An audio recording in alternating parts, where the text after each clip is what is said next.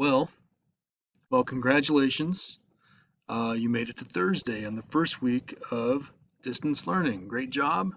Uh, if you remember, we are on a 4-day week this year.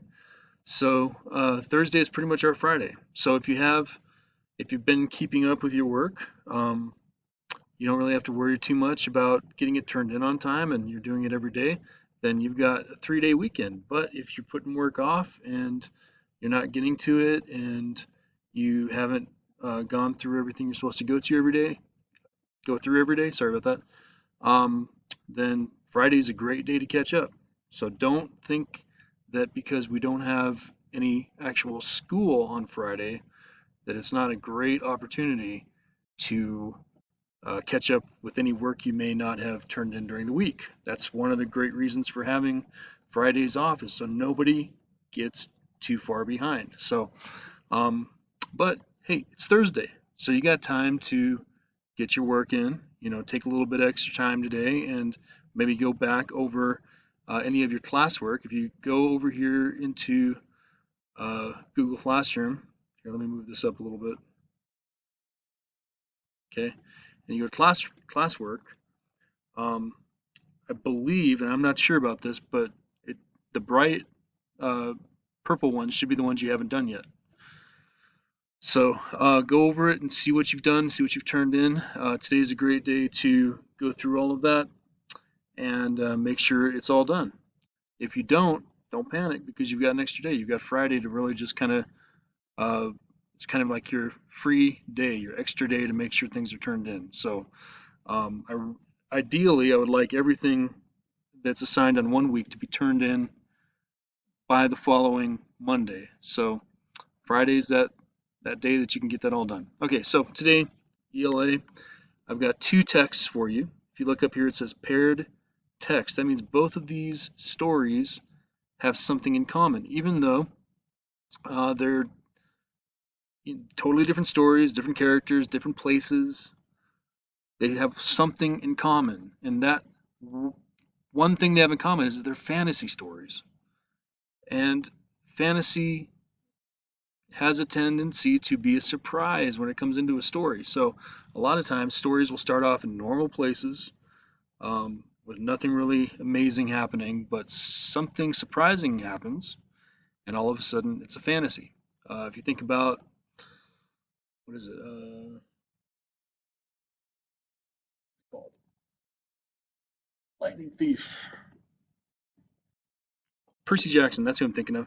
Percy Jackson, he's on a regular school field trip, right? At the very beginning of the first book, and then all of a sudden all these surprises happen, and he realizes he's in a much bigger, more fantasy type of story. And that's kind of the way these stories work.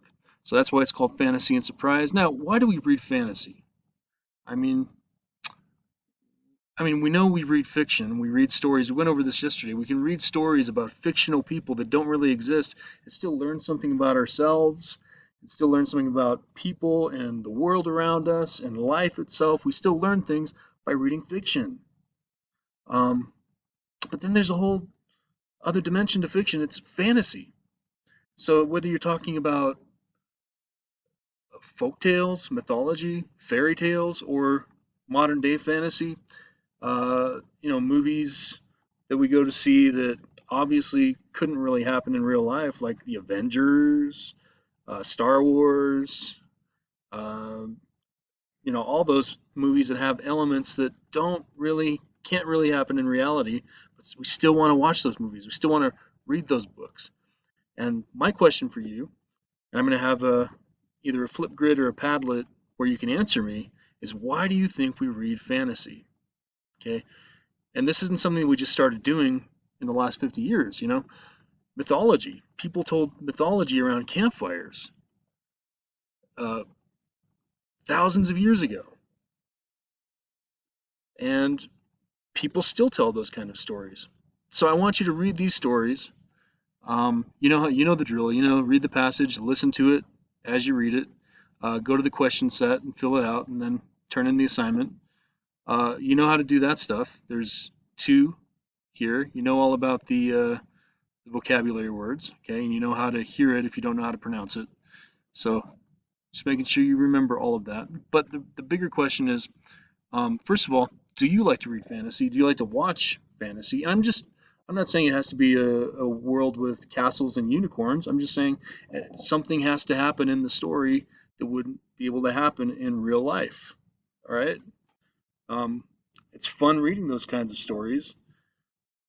But my question is why? Why do we read it? Why don't we just spend all of our time reading textbooks that tell us facts about science or social studies? Those are great things to read about.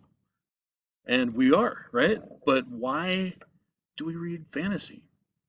And humans have been doing it for thousands of years. And we've been watching movies that need special effects because they bring things to life that are imaginary. And, it's not a bad thing, is it? Of course not. But why? Why do we do it? So I'm going to have you go to a Flipgrid or a Padlet today and answer that question for me. And I want you to think about it while you're reading this. Are these so interesting? Why are these stories so interesting? All right. Okay. So go ahead and read these stories. Turn them in. Talk back to me on the Padlet or the Flipgrid. I will include a link on this. And have a great weekend. Remember, use Friday wisely. All right, because grades are going to be starting to be entered within the first couple of weeks. So you want to make sure you're starting out ahead. Okay. All right. Talk to you later.